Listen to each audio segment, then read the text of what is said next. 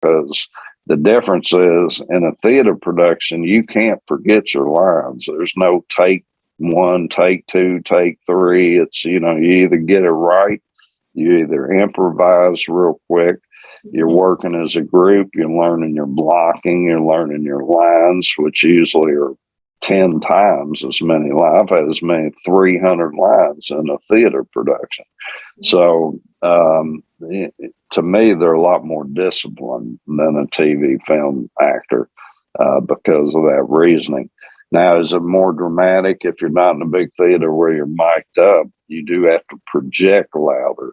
So a lot of times that transformation for a theater actor who's never done TV and film, they have a tendency to be real dramatic and real loud and over the top. So you got to kind of calm them down and say, look, just go from being dramatic to keeping it real and keeping it natural.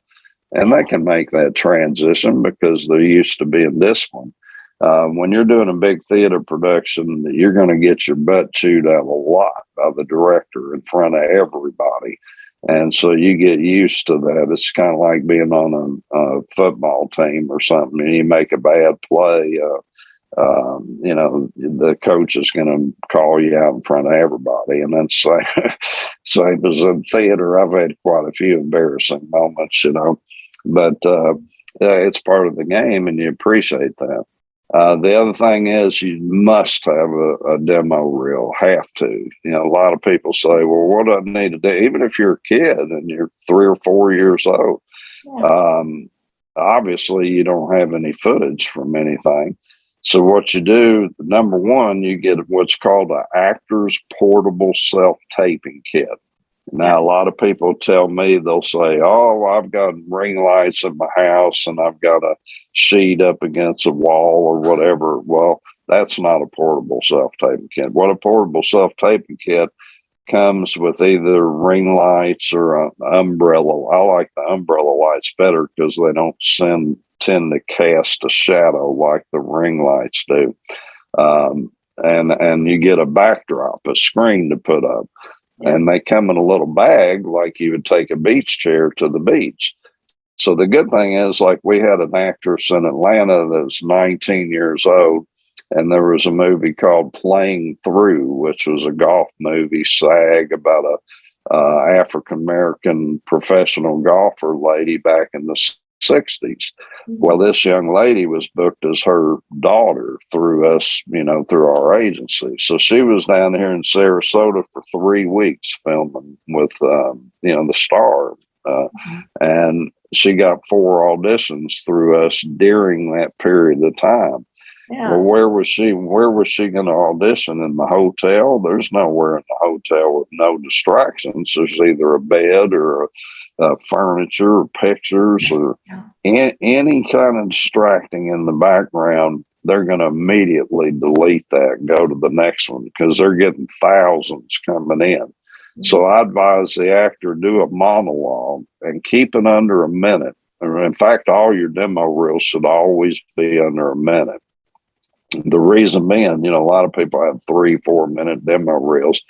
The average time that a casting director has told me, whether it be Eric Arbo, whether it be Feldstein or George Pierre or Tyler Perry, and everyone I've ever spoke with have always said they watch about the first 15 seconds of a demo reel because they're getting thousands coming in for the same role from hundreds of different agents. Mm-hmm. So you want to get their attention in that first 10 seconds of that reel. You never want to show full scenes because they don't care about the other actor at all. They're hiring you. Yeah. So what you got to look at it as an actress or actor is you're selling yourself. You are your commodity. And, as an agent, I used to be a car dealer, and even my cousins still own new Nissan and Nashville, the Ford store, the GM store, several stores in Atlanta. The difference between being a car salesman like I used to being an agent is you're selling people instead of cars. That's your inventory. And if you don't have something to sell, like, would you buy a car that had no air conditioning and and no power steering or no power brake. No, so the more that car has, the more features. It's the same as the actor. The actor that has the acting ability, they have the equipment, they have the flexibility. That's a very big important thing. If you have a job or you're in school and you don't have the ability to up and be ready to go tomorrow to New Orleans for 30 days, you got to get permission from your boss or your school. Don't get an agent. Submit yourself only when you're available through the acting sites. That's another thing. You need to be on Actors Access, Casting Networks. Casting Networks is predominantly used in Florida. What happened was Mark Mullen moved out to LA. He didn't kind of got into it with Gary Marsh, which Gary Marsh is an arrogant prick, to be honest with you, even though I've, had to deal with him too. But he has the best site in the world. Actors Access is the easiest to navigate, and you get the most projects through it. So back as an actor, you always want to pay the yearly fee for the any acting side. Those two I really only recommend. Casted Talent I would recommend because it's a spinoff of Casting Networks. It's all Fox Television uses Casted Talent. 1-800 Casting's a lot of lower end stuff, so it's so. Backstage, Casting Frontiers, mostly news that tells you how to get an agent. Some actress made it big. Well, who cares? If you want to find out about news, buy a newspaper. You shouldn't have to pay to an acting site to tell you about news. These like Cats Casting out of Texas, where they're charging you to be on a website every month, that is totally illegal. Nobody can charge you for anything. SAG prohibits any agent from charging you for acting classes, headshots, demo reels, charging you to put them on the website. I think you're aware because you're with us as an actress. I just spent $15,000 updating our website that looks like Actors Access. You click on your headshot, like you go to tomorrow, you click on your headshot, all your headshots pull up, your resume, your demo reels, everything. Mm-hmm. I mean, that was a long, time consuming, very expensive process, but we're in the process of sending that link to all the casting directors. Mm-hmm. And we're going to say, hey, feel free to look at, we've got everything they've got on the acting side. So any other agent probably would have charged you $1,000 a head or so much a month, and it's wrong. The ones that piss me off the most is these John Casablanca, Barbizon, Dan Talent agents. In fact, we actually had the state send Dan Talent agent a cease and desist letter when they came down here to Florida, and was going to all these embassy suites every weekend and, saying, oh, we're going to get your kid with Dan or with Nickelodeon and Disney. And they had this former Disney actor, some little punk that's the only show he's ever done in his life, Mm-hmm. So anyway, they even hired a security guard when I had the state on their ass because they said that they were afraid I was going to come over and whip that little boy's ass. It was on the Disney show or so. I said, little boy's probably 40, but I can't stand that. I mean, you guys are the heart of the industry. I've told everybody that without the actors, none of us would exist. There wouldn't be SAG. There wouldn't be talent agents. There wouldn't be production companies. There wouldn't be anybody. But the worst part is they're starting to go to digitally enhanced actors. We actually had a meeting about it with SAG. It's been maybe 6 months ago or so. It's hard to keep up with time with COVID. But they can recreate any actor. They could take you and make a digitally enhanced actor that looked exactly like you. Yeah. There's bands that are performing now that aren't even a real band. They're a digitally enhanced band, and people are paying to see it. We're trying to prevent that from becoming the future, especially SAG is, because of the fact that it would do away with actors. I mean, you can recreate John Wayne, Marilyn Monroe, anybody, today, and they look the same. So that's an issue. Streaming is another thing that's hurting a lot of SAG productions because, in the past you had Warner Brothers, HBO, NBC, CBS. Now you've got Amazon, Hulu, Spotify, YouTube, and people are making millions of dollars filming their own content and getting subscribers.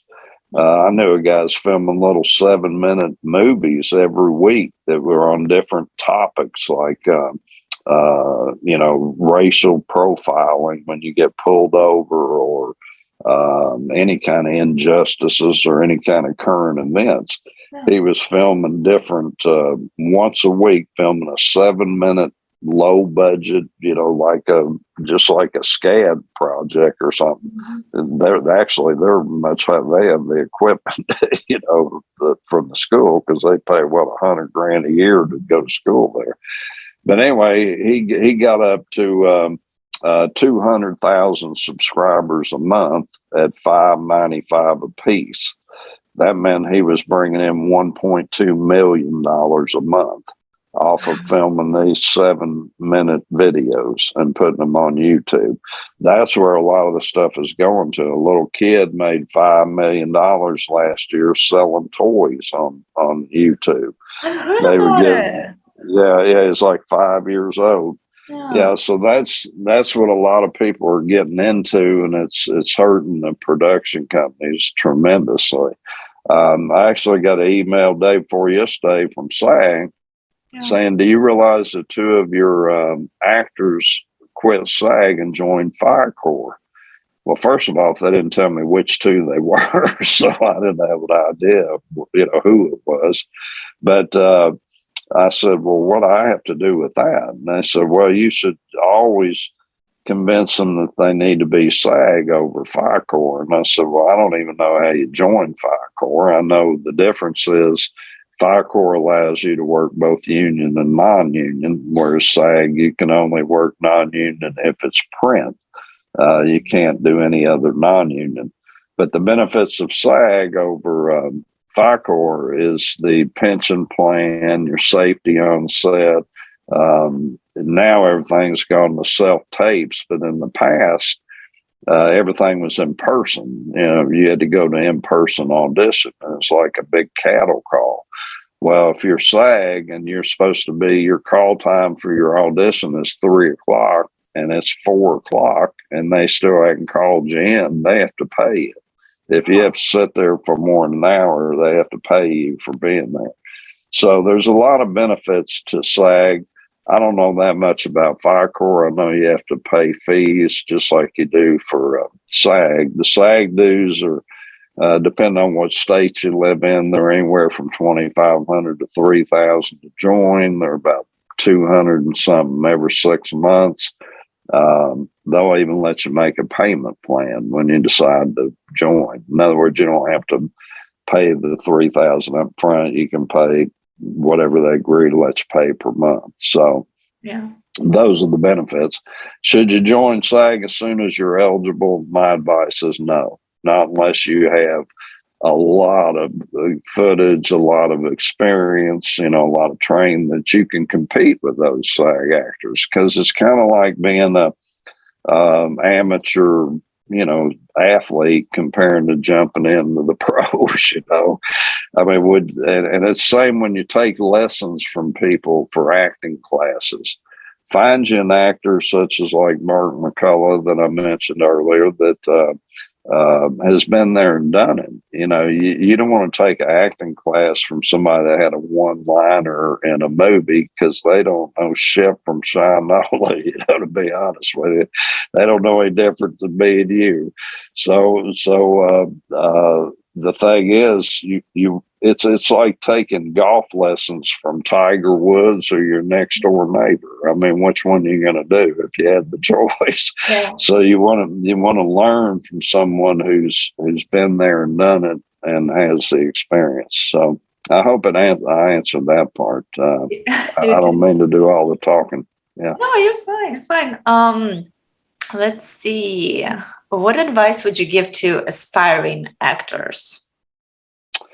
To aspiring actors is number one, have the flexibility to travel. You have to. That's number one. It can't be a hobby. Well, it can be. If it is a hobby, treat it as a hobby. You know, do community theater when you're available, like on the weekend or whatever, and you're submitting yourself. You know, do it for fun. And when you become a working actor, you got to take it as a business. This is no longer a hobby. Mm-hmm. Therefore, you're right. You should be paid. You shouldn't work for free. I would stop doing extra work. The only time I would recommend any extra background work is if it's in a big paying SAG scale project where you're making $1,000 or more a day as an extra, then it's worth your time. Otherwise, you can't use it on a resume. It's not really considered acting. You know, is it a necessary part of the gig? Yeah, I mean, you definitely need the background. So it's a good experience when you first start, but you want to get past that. You don't want to be known as just, well, this person, all they ever do is extra work, you know? So yeah, and the other thing, the reason I went back to paying the yearly fee on, say, Actors Access and casting networks, what happened was a lot of new actors got excited. Oh, I got a script, you know, an audition. So I'm going to put that self tape on YouTube and let all my friends see it. Well, the first thing we do is get a call from the production company that says, you got 5 minutes to take that off or we're going to be suing you and that actress, you know. And it's like, well, we didn't put it on there. How are we going to take it off? Mm-hmm. But what it is I'm sure you're familiar with what's called NDAs, whether they have you sign one or not up front. It's just common knowledge that until a project comes out, that material belongs to that production company. They don't want anybody knowing about it before it comes out. Yeah. So even though you're excited, don't ever use an audition as a demo reel either before it's come out. Mm-hmm. You know, once the projects come out and been released on TV or in the theaters or commercial, by all means, you know, use that as your demo reel. But on your demo reel too, never start out with your name, your contact information, your headshots. Don't put the name of the film at the bottom of your clips because they don't have a clue what that film is named unless it's Gone with the Wind or Mm-hmm. the Avengers or something, you know, and even then they would recognize it. So that they consider that distractions. First of all, if they've already got your headshots, they've already got your contact information because you submitted through an acting site. The reason, again, you want to pay the yearly fee is because now, because of people posting their their self tapes and scripts and so forth on the acting sites, or not on the acting sites, but on social media sites. Yeah.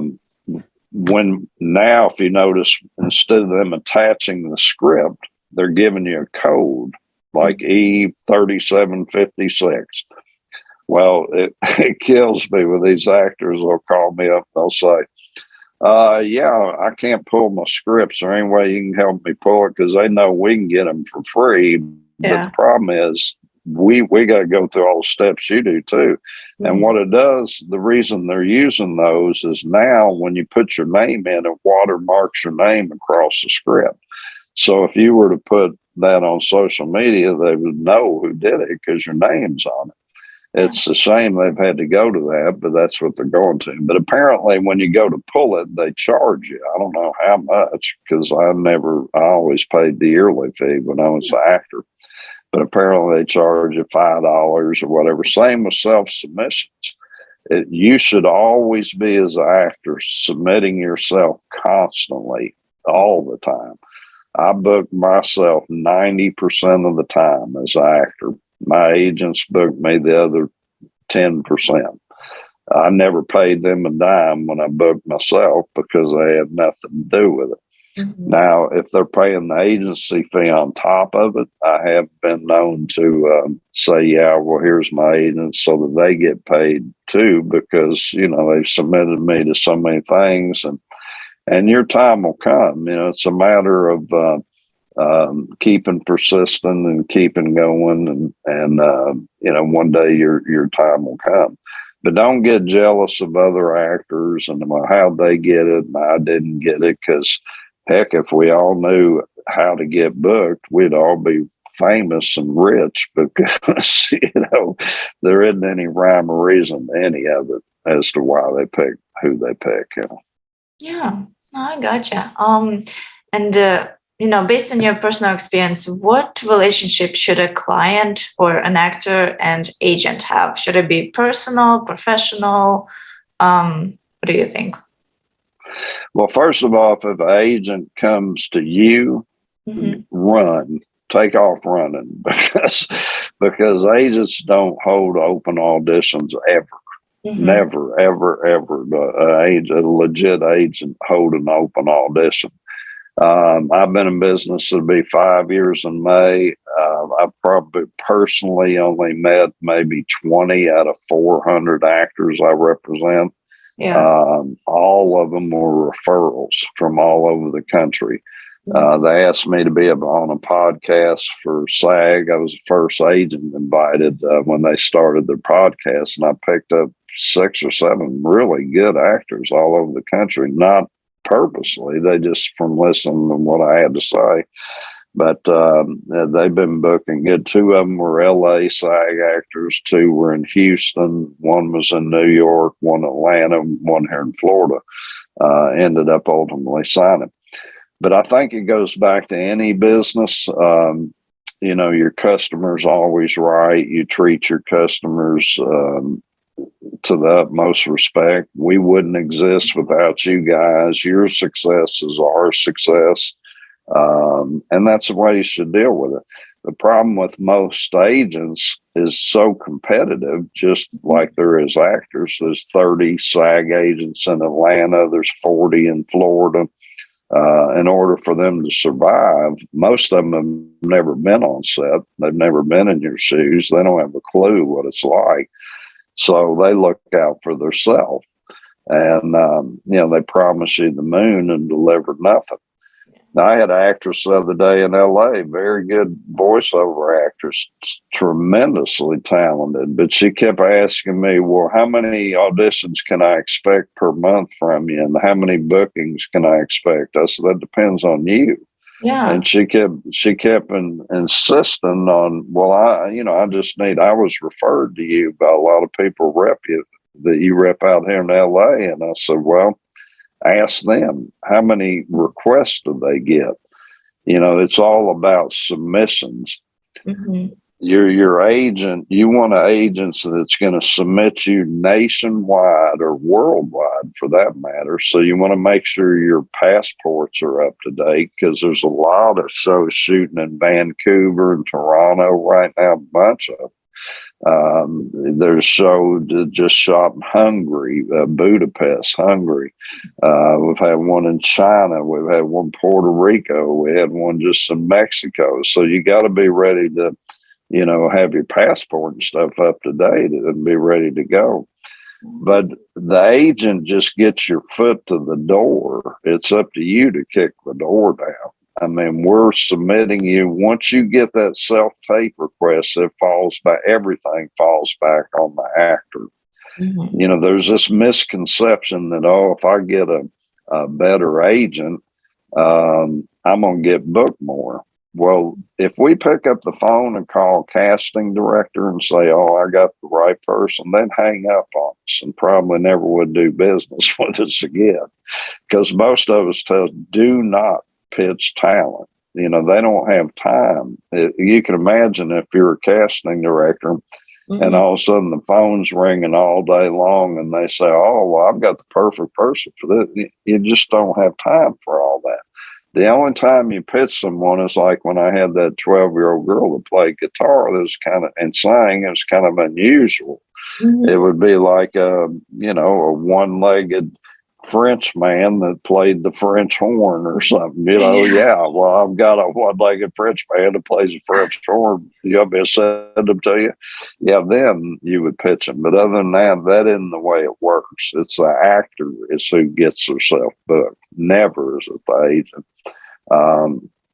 If you're in theater, you always want to keep your demo real separately. Not only should they be a minute or less, like say you did a commercial and you did a TV show, and those are the only two things you have footage of. Never put them together. You want them separate, because when we submit you for a commercial, we submit the commercial reel. When we submit you for TV film, we submit the TV film and or a monologue. If you don't have it, you want a monologue. But basically, always remember you're selling yourself, and you want to stand out above everybody else. You want to follow the directions explicitly, as they say, because you've been in it long enough to know that, heck, even slates alone, some of them say zoom out to full body. Some of them say pan up and down. Some of them say don't pan up and down. So they're all different. Well, where I see people that are missing out on getting booked, even though they're extremely talented, is they don't follow the directions. They'll tape something and you look at it and say, this isn't even close to what they asked for, and we don't have time to read the scripts or, the breakdown of what you should be doing or the instructions, because literally we're getting hundreds coming in a day. Yeah. And so if we took the time to stop and read every script, some breakdowns have 20 different rows in it. So that takes maybe a half an hour to submit for that one project, because you're looking at every row and you're looking at every single talent you have that'll fit that row. Another thing we don't do is we don't submit you for something that's going to cost you money. Yeah. For instance, I assume now you're still in Savannah. I think you used to live in Charleston, I believe. Yeah. I wouldn't submit you for something in Los Angeles that paid $200 a day and no accommodations and no travel, because it would cost you money. And you're not in it to just have fun. You're in it to make money and make a living. Where you're going to make your most money is to book a Schedule F performer makes a guaranteed 80,000 episode for 13 episodes. So you're looking at $1 million minimum for a Schedule F performer. That's minimum before the agent does any negotiations at all. We've doubled, tripled, one time quadrupled a commercial for a guy in Charleston that was doing a Perkins commercial. They wanted him to do 4 different 2 different 30-second spots and go from 2 social media spots, which are basically just pictures like in a menu or something. Basically, they were doubling what they wanted him to do, but wanted to pay him the same. And having been in rates in the car business before with radio and television, I know that they charge rates by every 30-second spot or so forth. So anyway, we went from they were going to pay them $4,000 to they paid them, I believe it was $12,500 or something like that when we finished with it. Now on the commercial rates for non-union, what happens is they do renewals. Renewal usually happens every 13 weeks. We just had one that in Jacksonville where she made $1,600. As soon as she got paid, they were wanting to renew it from January 10th to April or whatever, another 13 weeks. So now we just got her another $1,600 for the renewal. Now on SAG projects, they do what's called residuals. So every time that particular SAG commercial plays, you're entitled to residuals. To give you an idea, probably the most famous one here recently is the guy that was a former comedian who was not making it as a comedian. He was a failure as a comedian. He got booked with that emu for Liberty Mutual with the bird, the big emu bird, you know. Yeah. Last year, he made $5 million in residuals off that commercial. Now, here's where it's very, very important. The most important thing of what we've talked about thus far is that regardless of your union affiliation, whether you're SAG or you're non-union or you're FICOR or anything, if you're dealing with a SAG agent, regardless of what state they're in, you know, Atlanta is the headquarters for Georgia for SAG. So all your SAG agents are in Atlanta. Yeah. There's no SAG agents in North Carolina or South Carolina because they don't have an office there. But all SAG agents, you have to be on a SAG talent agent agreement. They cannot put you on an agreement that says we're exclusive in the whole Southeast. In fact, no agent can do that. The reason being is that SAG and the state prohibit any business from being exclusive in a state that they don't have an office in. They can't be regulated by the state because they don't have a business license there. SAG prohibits it. And the most important is the federal government prohibits it. It's called the Sherman Anti-Trust Act. It prohibits any business from becoming a monopoly. So, for instance, CIA and William Morris, the biggest agents in the country in LA that rep all the big stars, they could say we're exclusive in the whole United States, and they would be the only agent. So, therefore, that is the number one thing. If you go to sign with, you know, Dykes in Atlanta or us in Florida or any agent, you know, or CAA in LA, they have to put you on a SAG talent agent agreement. It says that they're exclusive in that state.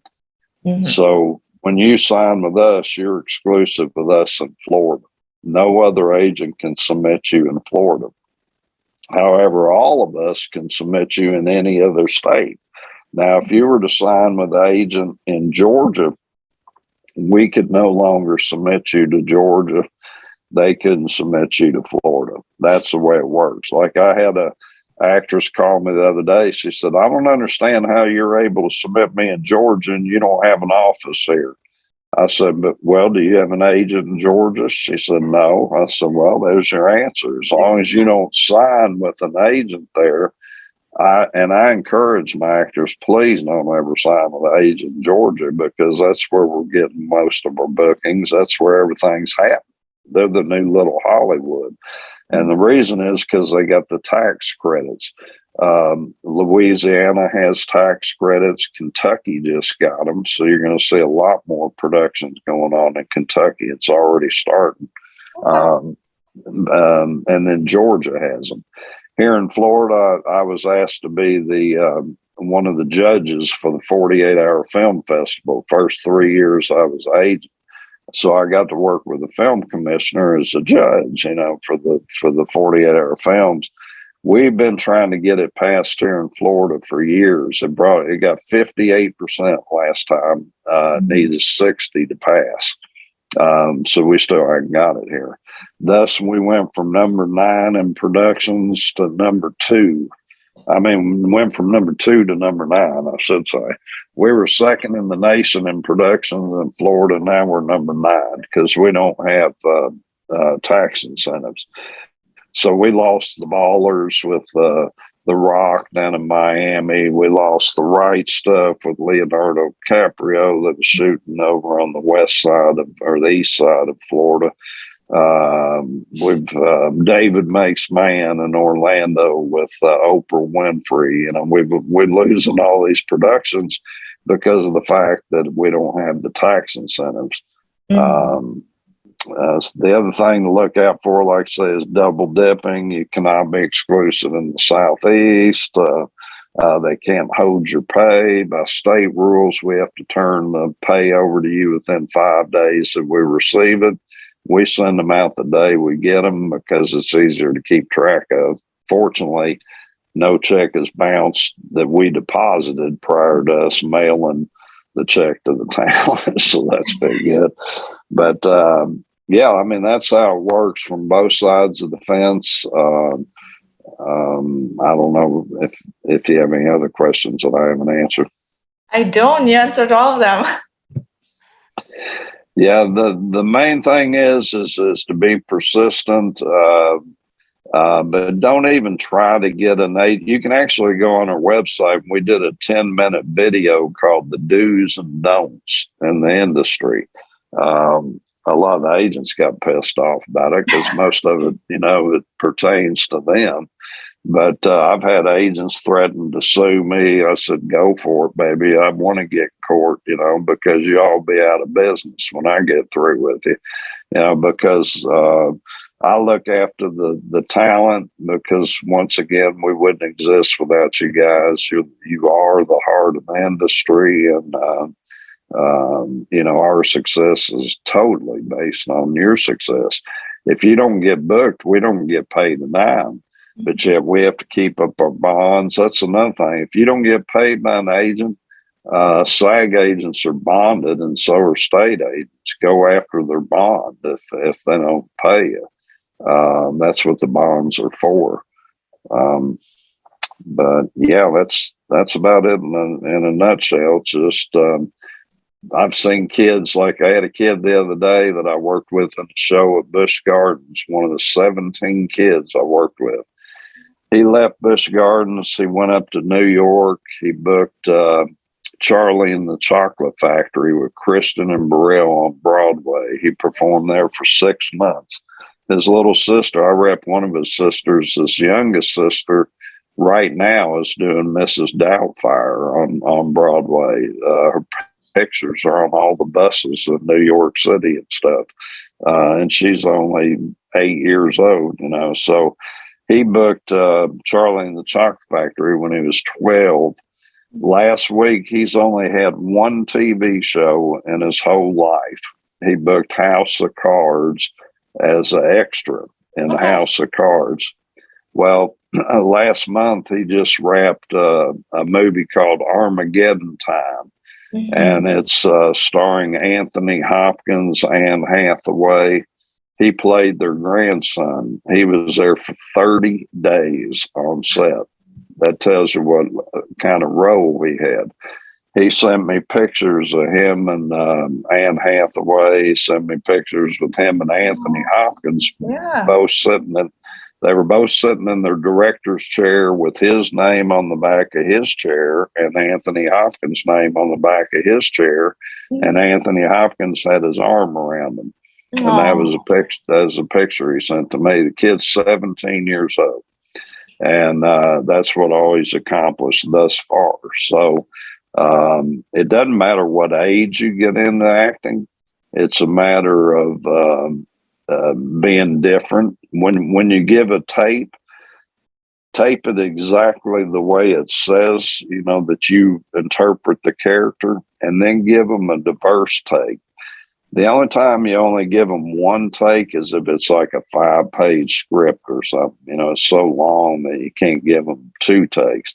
But anytime you've got a 3 to 5 liner, always give them two takes. One how you would play it, and one the way it really should be played. Because what you're wanting to do is stand out. You're wanting to get their attention. Mm-hmm. And that's why I say in the first 10 seconds of that demo reel, make sure that you get their attention in that first 10 seconds. Do something out of the ordinary that they say, oh, wow, I got to watch tomorrow, man. She's great. We had a actress out of New York the other day. They rant and raved about her. First, I just signed her up, and the first one I turn her in for, it's like, oh, my God, is she available for this? So, you got to always make it about you, because you're the one booking that role.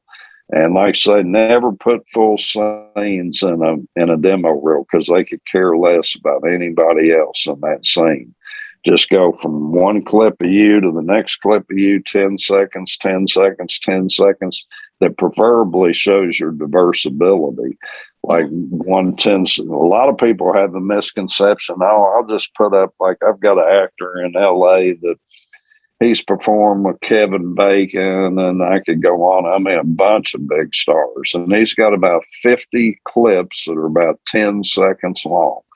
Well, from a talent agent's point of view, I don't know which. I'm not going to watch through all these 50 clips and figure out which one I'm going to submit. So I said, hey, do me a favor, just give me a 1 minute demo reel and take those 5-second clips, maybe 10 or 12 of them. You can put 12 5-second clips in one minute demo reel. But it shows your diversity. Here you are in doing comedy. Here you are doing drama. Here you are doing a horror. It shows that you're a diversified actor. You can handle anything. Another thing, if you ever change your hair color, like I see you dyed your hair purple, which looks good, by the way, but be sure to go. Yeah, be sure to always go on the acting sites and immediately change your headshots. Because I'll give an example. We had a lady that she too has been with a lot of famous actors. She played the boyfriend of, I'm trying to think of, guy was in that Anaconda movie. I'm trying to think of his name, but she was his girlfriend throughout the movie. Yeah. So she's been in a lot of big movies, but I had her a big audition for down here in Miami for a movie, and she lives in LA. They called for a brunette, with dark hair, and she had dark hair and was Spanish. Oh. So I submitted her. They submitted, asked her for a self-tape. She self-tapes it. Her hair is bright pink throughout the whole self-tape. Boy, that casting director got pissed off at me and her. And I'm like, well, why'd you dye your hair bright pink when it called for brunette? And she goes, well, I just thought I'd be a little different, I said, you're not the casting director. You're not the director. If they want you to be different, they'll ask you to be different. Yeah. We had a guy in Texas. It was for a Martin Scorsese movie, and he got a call back on it. Well, the first thing he does on the callback with Mr. Scorsese or whoever the director, normally the director's on. Now they do them via Zoom. Very little things are in person anymore because it costs too much. They got to rent a building, they got to fly a crew there. So now everything's self-tape. But anyway, he starts off the self-tape by asking the director, how do you want me to set the scene? What? I'm like, if I'm the director, what are you asking me? How do I want you to set the scene? You're supposed to already know what the scene is. You're supposed to already be off book, preferably when you do it. Now, if you can't be off book for every single production, get a teleprompter. That's probably one of the best investments you can get. And another good reason to use a teleprompter is if you're doing some kind of hosting event or you're being cast as a TV newscaster or anything. A lot of times they use teleprompters.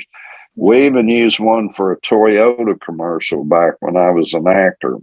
And when I went in the dressing room, we were construction workers. We had to dress up like construction workers. So I brought a hard hat, pair of overalls. I had the belt with the hammer and all the tools and the screwdrivers and all the tools. So I'm in the dressing room getting ready, and this guy starts bragging about how he's, the biggest superstar, greatest thing since sliced bread or whatever, I'm not even paying attention to him because I don't know who the hell he is, So we get up there and he's doing his scene, I'm doing mine. We're interacting with each other. And the green screen in the back, they put all this construction. When the commercial came out, there was actually tractors and all this stuff going on behind us. Of course, it wasn't there. It wasn't there when we filmed it because, it was a green screen. But anyway, it took 37 takes, 37 takes, because this idiot with me that said he's some superstar, couldn't even get the lines. So they put up a teleprompter. Well, obviously he couldn't read the teleprompter because he didn't have his glasses on. Well, he wasn't supposed to have glasses on and sing because we're wearing goggles, safety goggles. Wow. But anyway, it took what should have took about 5 minutes took about probably 2 hours. Yeah. Then he goes and gives a business card to the guy and says, he says, if you ever need my help for anything, I'll always be around. I'm like, oh my God. So unfortunately I ended up working with the same guy on 3 different projects. And it happened every time. He never could remember his lines. He would just forget in the middle. And so you got to come prepared. I even told my agent at the time that I would never work with a guy again ever. That if we ever happen to get booked on the same project to just cut me out, I wasn't going. So you run into actors. Don't ever be a prima donna, even if in any field, really, for that matter. You're only as good as the people you work with, the team, because there's no I in team. Yeah. Sure. Well, cool. Thank you so much for this podcast. Very, very informative podcast. Indeed. Yeah, and I appreciate it. Sorry, the technology is not one of my things, I mean, I grew up with phones that you had to dial. I never will forget leaving my phone at my son's house, and I couldn't even find my way home because I couldn't Google. I'm driving around for hours, and there's no pay phones. I mean, we grew up with pay phones. We grew up with maps. We grew up it's a whole different world. So the Zoom thing is kind of tough for me, and I got a brand new computer here, and I can't even figure out how to turn it on. So good luck. Yeah. But thank you very much, and keep up what you're doing because it's good. You want to bring the main thing with the actors is being informed on what is right and what is wrong. Yeah. Do not ever sign an agency agreement with a SAG agent, especially that says they're exclusive in the entire Southeast, because you cannot be exclusive in any state. What they're trying to do is get you to put all your eggs in one basket and say, hey, and another thing, if you feel like you're not getting enough self-tapes through your agent, from time to time, have them send you what's called a submission report. What we do is we go on Actors Access, we go to talent reports, we type in your name, and then a calendar pops up. So if you wanted it from January 1st till today, we put in January 1st till today. If you wanted it from the time you started from us till now, it might be 10 pages long and 5 of them are different projects. But at least you would you would see what your agent's submitting you to, who the casting director is, what the role was, and what the date was they submitted you, because that's the name of your game. The agent submits you, you book you. That, if you remember those 2 things. And what happens is, unfortunately, with most agents, if you're not booking constantly, they quit submitting you. And you don't know that they're not submitting you. And one final thing that I forgot to mention is that you have to be a SAG agent to be on Actors Access. In other words, all these agents in North Carolina, South Carolina, none of them are SAG agents.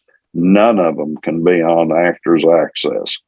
That means that the projects that they receive from Actors Access are the same ones that you receive. So basically, they're submitting you to the same projects you're submitting yourself to. And a lot of them will ask you for your sign-in information. And the reason they ask you for your sign-in information is so that they can sign into your account and send you the same notices, because Gary Marsh won't let you be on there unless you're SAG. So that's something to keep in mind. A lot of people don't know that, but yeah. And if anybody that watches the podcast, if you have any questions, feel free to reach out and ask me. But to answer your question about what do we look for in signing people, now everybody, I have them call me. I do a whole interview with them. I tell them what to look out for in the business. I tell them if they don't already have a self-taping kit, don't hire an agent yet. If they don't have professional headshots, don't hire an agent yet. If you don't have a demo reel or a monologue, definitely get one, because a lot of the projects state do not submit talent without a demo reel. They want to see your acting ability. So, that's the way it is, and just keep rocking the roads, and one day you'll be a star. The main thing is to try to get yourself into a SAG project where you're going to start getting residuals, but make sure that you're on that SAG talent agent agreement, or otherwise you can't track your residuals. See, it doesn't make you a SAG member, but it puts you in the system. And if you ever have a problem with pay, they help you collect your pay. If you're not on the SAG project, there's nothing they can do. They'll tell you, well, the agent should have never signed you that. It's null and void. They voided all of Benz's contracts here in Tampa. They've been in business 30 years, voided every one of them, because every one of them said we're exclusive in Kentucky, Tennessee, Georgia, North Carolina, South Carolina, Texas, Louisiana, Florida. The only place they could be exclusive is Florida, because they only have an office in Florida. So they voided all their contracts. They're looking out to protect you, the talent, and that's the way it should be. Gotcha. But I know you probably got to go, and I've talked enough. Probably talk more shit than the Japanese disc jockey here lately. No, you're fine. It's just up to you. Really, use the restroom, but I keep drinking this. Okay. Okay. Well, take care. Thank you so much. Have a good day. Okay.